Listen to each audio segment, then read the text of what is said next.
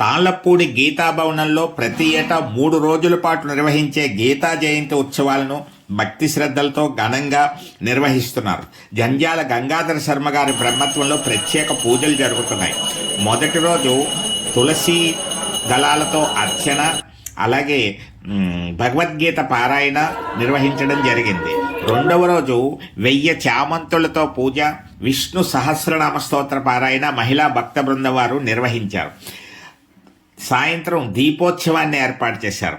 మరి 3వ రోజు కార్యక్రమంగా బుధవారం నాడు హనుమద్ వ్రతాన్ని పురస్కరించుకొని తమలపాకులతో అర్చన, సుందరకాండ పారాయణ వంటి కార్యక్రమాలు ఏర్పాటు చేయడం జరిగింది. కాబట్టి 3వ రోజు కార్యక్రమంలో అందరూ పాల్గొని ఆంజనేయ స్వామి రాధాకృష్ణుల అనుగ్రహాన్ని పొందవలసిందిగా కోరుతున్నాం.